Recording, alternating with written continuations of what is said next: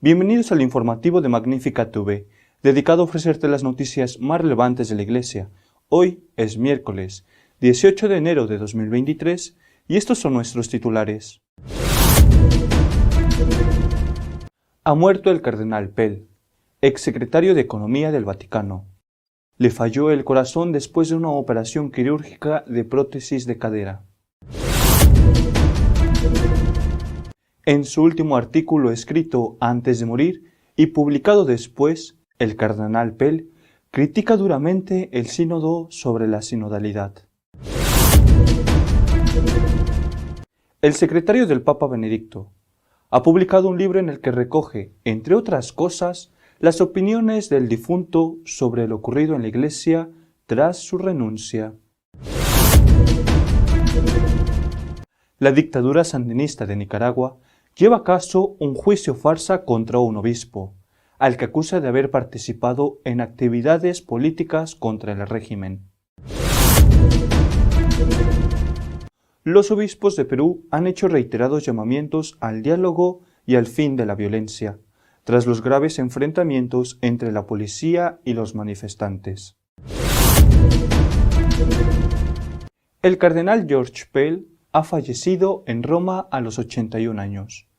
El purpurado se sometió a una operación de prótesis de cadera, tras la cual tuvo un fallo cardíaco. El cardenal George Pell nació en Australia en 1941. Fue ordenado sacerdote en 1966 y en 1987 fue nombrado obispo titular de Escala y obispo auxiliar de Melbourne, diócesis de la que fue nombrado arzobispo en 1996. En 2001 fue nombrado arzobispo de Sídney. En 2003 fue creado cardenal por Juan Pablo II. Participó en el cónclave de 2005 en que salió elegido Benedicto XVI. Participó igualmente en el cónclave de 2013 en el que salió elegido Francisco. Fue miembro de la Congregación para los Obispos y de la Congregación para el Culto Divino, entre otros. Fue uno de los 8 cardenales elegidos para formar parte del Consejo de Cardenales que fue creado por el Papa Francisco para ayudarle en el gobierno de la Iglesia y reformar la curia romana. El 24 de febrero de 2014 fue nombrado primer prefecto de la Secretaría de Economía de la Santa Sede, cargo que tuvo que abandonar tras ser acusado falsamente de haber abusado de 2 menores siendo arzobispo de Sídney. Llegó a ser sentenciado y encarcelado durante 13 meses. Pero finalmente el Tribunal Supremo de Australia le declaró inocente. Antes de fallecer, el cardenal Pell dejó un artículo escrito para ser publicado en un diario británico, que se dio a conocer después de su muerte. Este artículo empieza con una fuerte descalificación. El sínodo se afana en construir lo que consideran que es el sueño de Dios de la sinodalidad. Desgraciadamente, este sueño divino se ha convertido en una pesadilla tóxica a pesar de las aparentes buenas intenciones de los obispos. Como prueba de lo que afirma, el cardenal presenta el folleto de 45 páginas en el que se resumen las discusiones de la primera etapa sinodal y que, en opinión del purpurado, es uno de los documentos más incoherentes que Roma ha emitido nunca. El documento, titulado Amplía el espacio de tu tienda, compara a la Iglesia con una tienda y pretende que en esa tienda ya no solo quepan los bautizados que tienen fe, sino cualquiera que tenga el suficiente interés para escuchar. Se urge a ser radicalmente inclusivos, de acuerdo con el lema Nadie está excluido. Como consecuencia, añade Pell, hay que dejar atrás las disputas y pasar al diálogo, rechazando la distinción entre creyentes y no creyentes. Esto significa que, debido a las diferencias de opinión sobre el aborto, la ordenación de las mujeres, los actos homosexuales, la poligamia, el divorcio y los nuevos matrimonios, no se puede establecer ninguna postura definitiva sobre estas cuestiones. ¿Qué debemos pensar de este popurrí, de esta sobreabundancia de buena voluntad New Age? Se pregunta Pell. No es un resumen de la fe católica ni de la enseñanza del Nuevo Testamento. Es incompleto, hostil de modo significativo a la tradición apostólica y no reconoce en ningún lugar el Nuevo Testamento como normativa para cualquier enseñanza sobre la fe y la moral. A esto se suma que el procedimiento sinodal tiende a dejar de lado la autoridad de los obispos y de los ministros ordenados, haciendo hincapié en un gobierno de la Iglesia menos jerárquico y más participativo.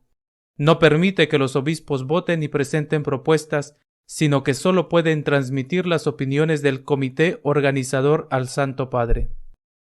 Las conclusiones del sínodo llevan al aumento de la confusión, al ataque a la moral tradicional, la inserción en el diálogo de una jerga neomarxista sobre exclusión, identidad, marginalización, los sin voz, las cuestiones LGTBQ y el postergamiento de las nociones cristianas de perdón, pecado, sacrificio, sanación y redención.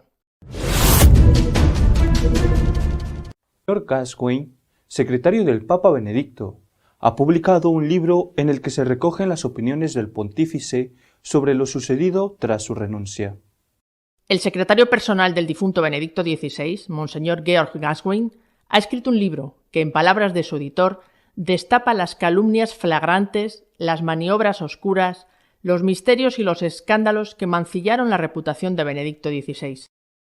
Nada más que la verdad, mi vida al lado del Papa Benedicto XVI, es el título del libro. Entre otras cosas, en él, Monseñor Gascoigne revela la conmoción que sufrió tras ser relevado de sus funciones como prefecto de la Casa Pontificia por el Papa Francisco. De vuelta al monasterio en el que se encontraba Benedicto XVI, recuerda que al contárselo a Ratzinger, éste le dijo, en tono irónico: «Parece que el Papa Francisco ya no se fía de mí y quiere que seas mi guardián».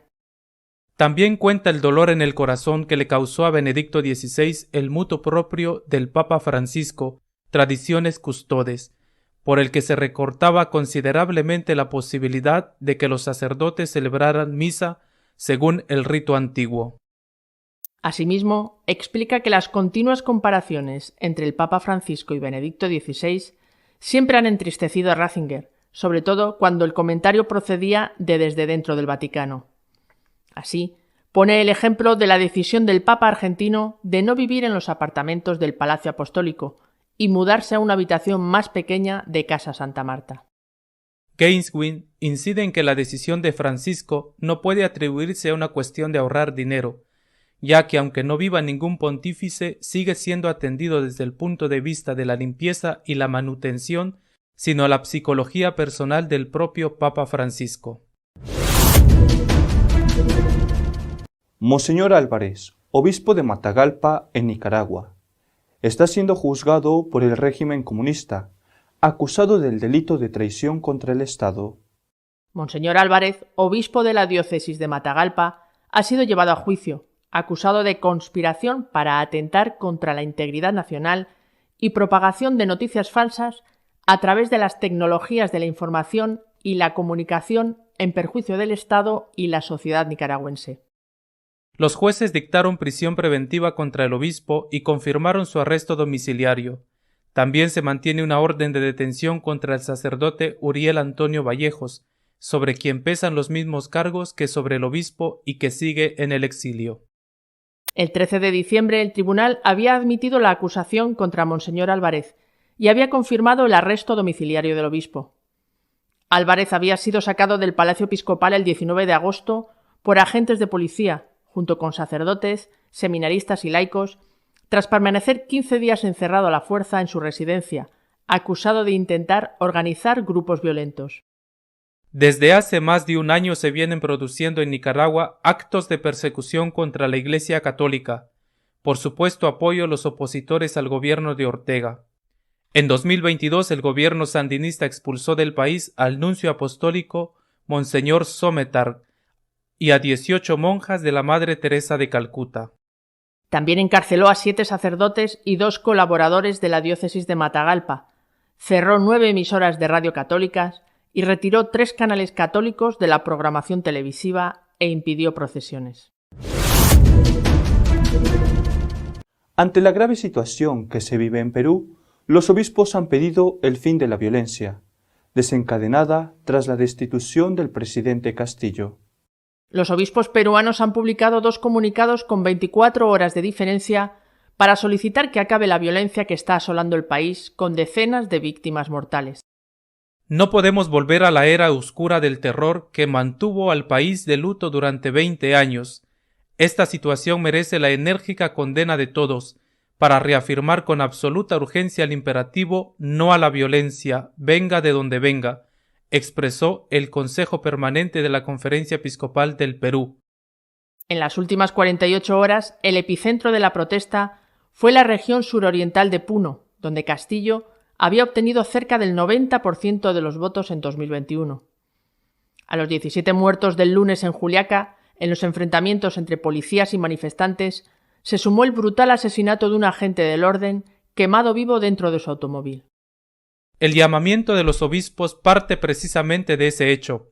El Consejo Permanente del Episcopado condena el ataque contra una patrulla policial en Puno, que terminó con la muerte del suboficial José Luis Sonco Quispe, de 29 años, quemado vivo dentro de un vehículo policial. En tanto, la presidenta Dina Boluarte decretó el estado de emergencia y un toque de queda de 3 días en la región de Puno, mientras que la Fiscalía General del Estado abrió una investigación contra ella, el primer ministro Alberto Otárola y otros miembros de su gabinete por genocidio y homicidio, en referencia a la represión de la policía que, según testigos, disparó contra los manifestantes.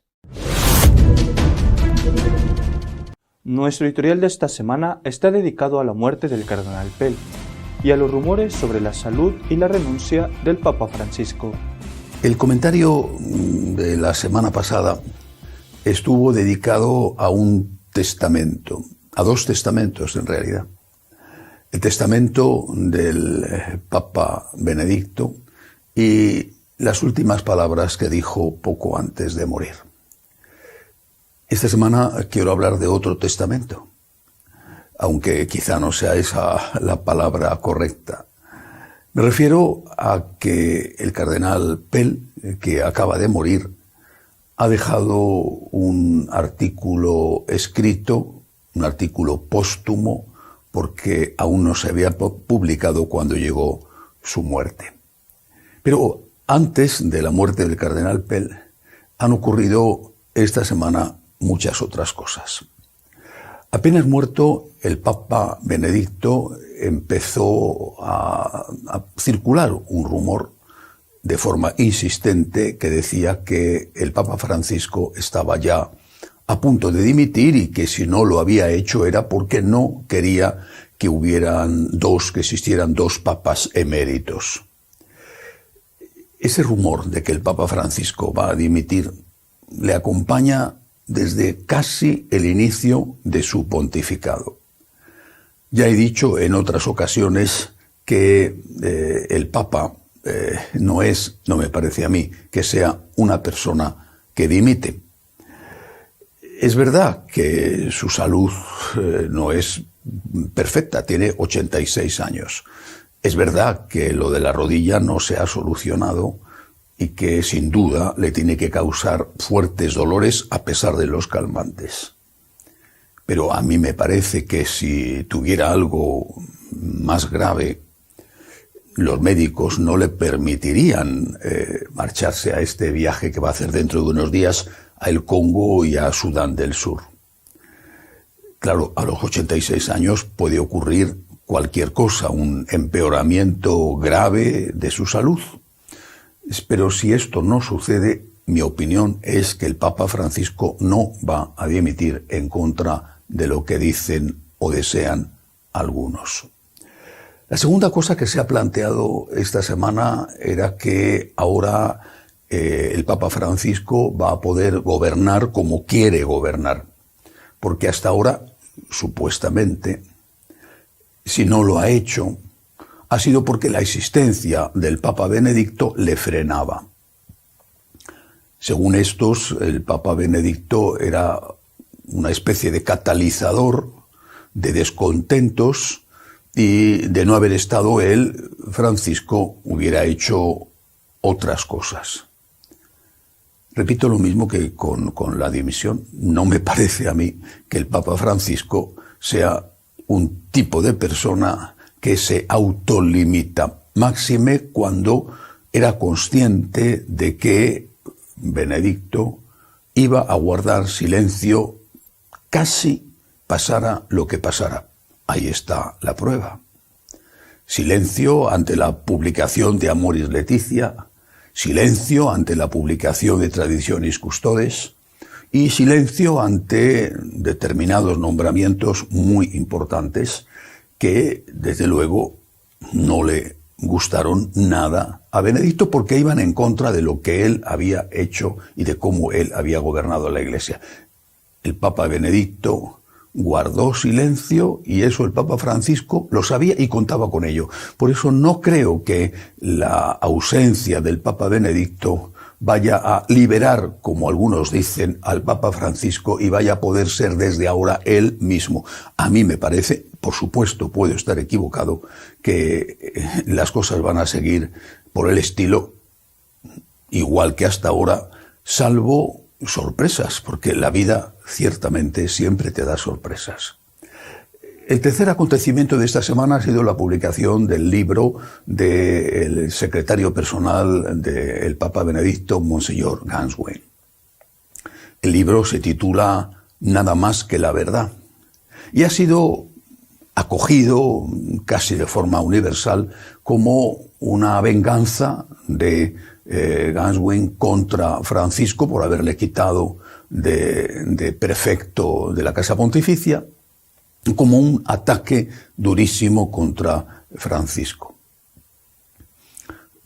Me parece a mí que los que piensan esto, no sé si conocerán o no a Ganswein, yo personalmente no le conozco, pero creo yo que los que piensan esto se han olvidado de que hay gente que sabe ser fiel a sus amigos, simplemente así.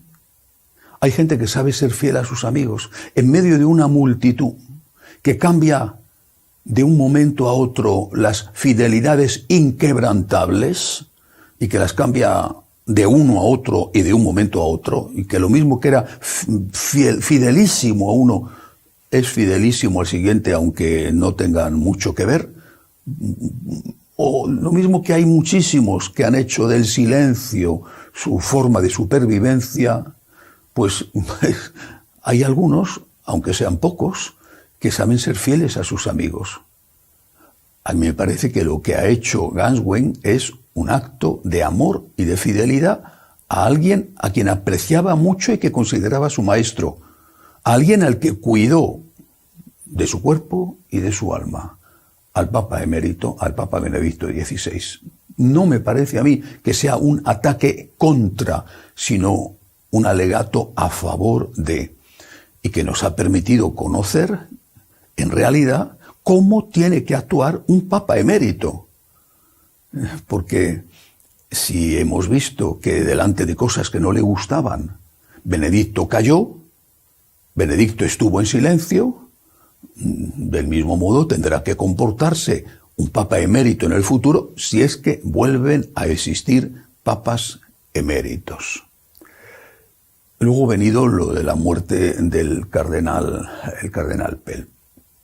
Muerte realmente imprevista, una operación aparentemente sencilla donde le ha fallado el corazón.